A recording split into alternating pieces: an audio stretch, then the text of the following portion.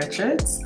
I'm a mom. I'm a single mom of two beautiful children, 16 and 12, and I am the artistic director of the Cultural Arts Studio here in Ottawa, and we're celebrating 25 years. I'm actually born in Canada, so my parents are from Dominica, not the Dominican Republic, but Dominica. It's a small island between Martinique and Guadeloupe, and the entire rest of my family was born in Dominica, except for me. I was actually born in Montreal, Quebec. Well, you know, I don't really know anything other than growing up in Canada, so I don't really have anything to compare it to. But I would say that I come from a very strong cultural background and parents who felt that it was very important that I knew my cultural roots. So I've always very much known my past, known my history, so I know where I'm going. So I've always felt comfortable in Canada. Of course, there's always going to be some sort of racial issues, and even if they weren't directly affecting me, they were affecting my brother, my sister, you know, it still has an impact. So I don't have any complaints about growing up in Canada. Sometimes I wish I grew up in the Caribbean just because, you know, it's sunnier and the weather's better, but other than that, I like it.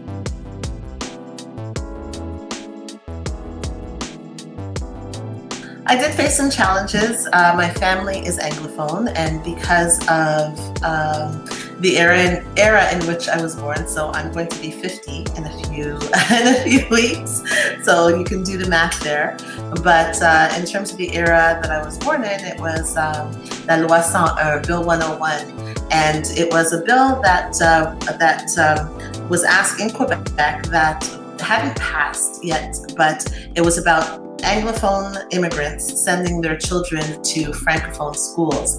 So my parents were a little worried about that, and because of my age at the time, they sent me to French school. The rest of my family all went to English school. So the challenges that I faced were going to French school and not necessarily having the language support from my parents and the language support from my older brother and sisters. So I would say that the biggest challenge that I faced was a language issue.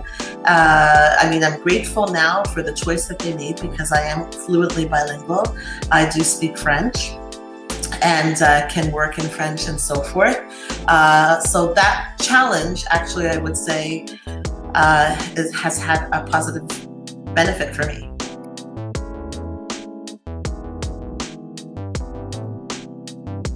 Well, I grew up in Montreal, so I moved to Ottawa when I was 18. I moved here to go to school. I went to Carleton University, and then I went to Algonquin College. So I think the biggest change that I would say that we're in the city here in the Ottawa region are more just the influx and of beautiful people from Africa and the Caribbean. I would say that the community has grown.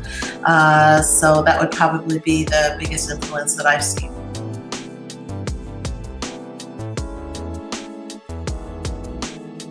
Right, so the Cultural Arts Studio is actually my business. It's what I do full time. So I am a professional artist, and that's something that was a process. So I studied social work. I worked as a social worker for many years with the City of Ottawa with employment and financial assistance. But I still always danced, and I always had my dance studio. It would run over the weekends. The Cultural Arts Studio, although at the time it was a part-time type of business, obviously it was something that I really wanted to grow full-time. So a few years ago, I would say about 3 years ago, the city changed its rules about people who rent at community centers who are bringing in any sort of income, that they were going to change them to commercial rent. So with the hours that I was renting, which was 13 hours a week, the cost would have been over $5,000 a month with the City of Ottawa. So it just made more sense at that time to see if it was something that I could do full-time and if it was going to be viable.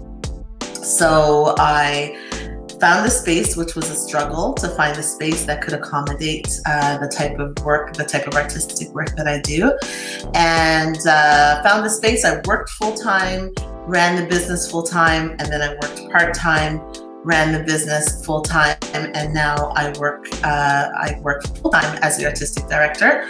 But I'm also work as a professional artist in the community. So I am a mask artist. Mask is multicultural arts in schools and communities. And I have the pleasure to be able to go into schools all across the region, from CARP to Alfred, and talk about Afro-Caribbean culture through the arts and give my workshops through mask. So that's the hat that I wear. Professional artist who's also artistic director to the cultural arts studio that specializes in Afro-Caribbean dance. We also have community programs, wellness programs, and artistic programs as well. So you can find me on Facebook under Cultural Arts Studio. You can find me on the World Wide Web at www.culturalartstudio.com. You can call me at 613-863-3493. I'm also on Instagram at Cultural Arts Studio. And I'm located, we have a physical location. We have one of the only physical locations that specialize in dance, in terms of Afro-Caribbean dance in the city. We're located at 149 King George Street in Ottawa, in the old, it's the old Overbrook Public School. It's a beautiful building. It's one of the second oldest buildings in Overbrook. And we have 2 beautiful studios there, as well as a little boutique that carries the work of local artists and artisans. So you can come and do some shopping as well. We also rent our space to other community groups and for meetings or rehearsals, especially to artists, because finding space to rehearse is difficult. So yeah, that's how you can get in touch with me, and I look forward to the community reaching out.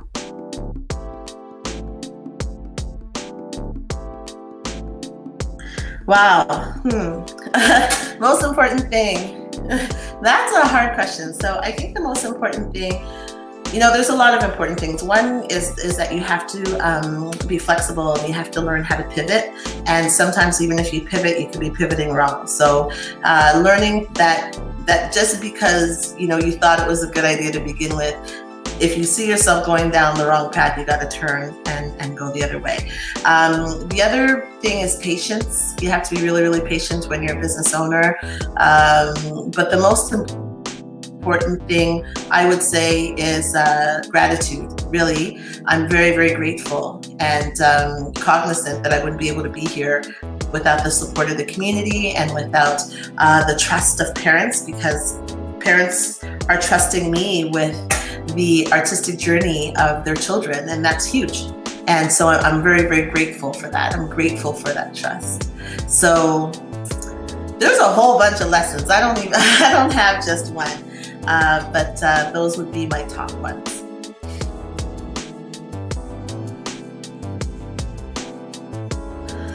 Oh, what inspires and motivates me?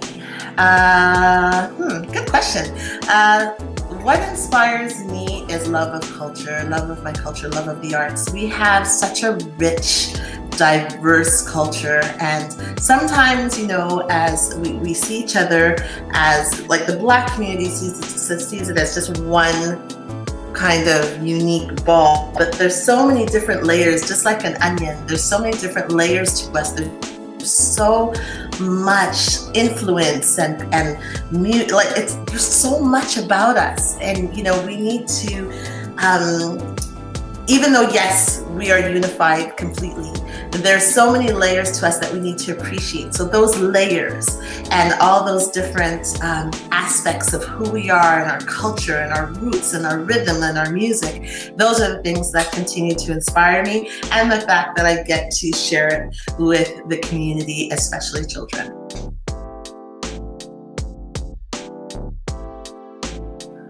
Oh, wow, it's a doozy.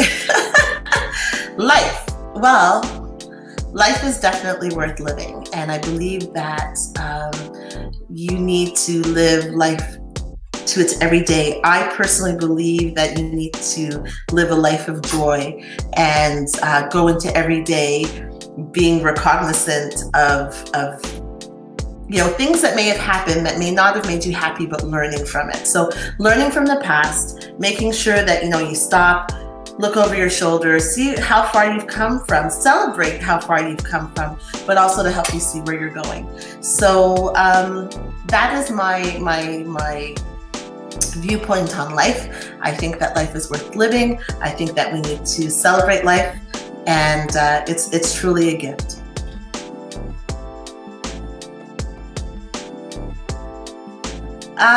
One thing I could change, I think I'd like to see, there's so many things, right, about myself. I like me. I like who I am. So, you know, of course, you always want to be healthier and, you know, all that other good stuff. So in terms of for myself, I'd love to be able, of course, to work on my health and wellness better. In terms of for the community, I'd love to see us supporting each other a lot more. We need to support local. We need to support each other. We need to applaud each other. We need to spend our money within the community. That's one thing that I really, really would love to see increased. You know, our dollars should be staying in our hands at least 4 times. That's the minimum before it leaves the community. And it's just our money is not staying within, and we need to start supporting each other more. And we need to not only support each other financially, but support each other mentally as well, right? Because, for example, my business may not be for everybody. You know, some people might be saying like, well, sure, I'd love to support the cultural arts studio, but I'm not into arts, I'm not into culture. But that doesn't mean that you can't support by coming to an event. It doesn't mean that you can't support by telling somebody else about the program who may be interested. You know, there's other ways to support. You can support by, hey, when you see me, say, hey, Suzanne, great job that you're doing. I see you. You might not see me, but I see you. And that's some ways that we can support each other and support our mental health and support our growth.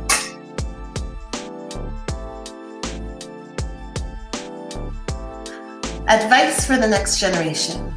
That's a big one too. I think my biggest piece of advice would be to just be yourself. Stop trying to be somebody else.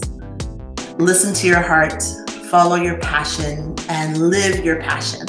And sometimes, you know, parents, I mean, I'm a mom, I get it. You know, we try to guide our kids to do things that we wish that we would have done.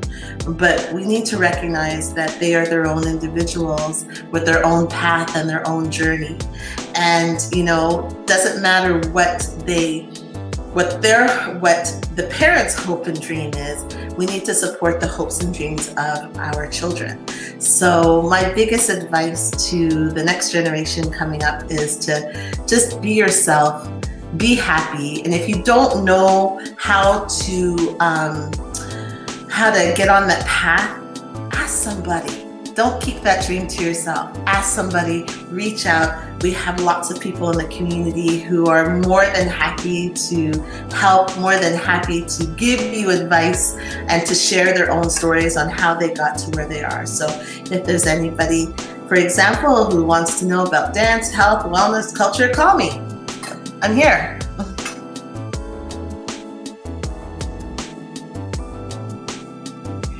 In Jamaica.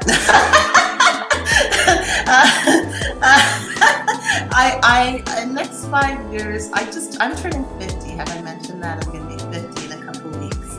And, you know, in 5 years, I hope that I'm happier than I am now.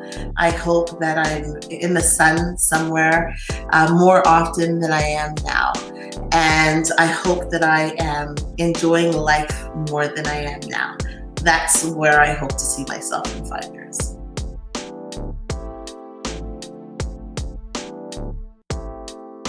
I think it's fantastic. Congratulations to you and the entire team for your project and for what you're doing. I think it's so important. Like I said before, you got to know where you've been so that you know where you're going.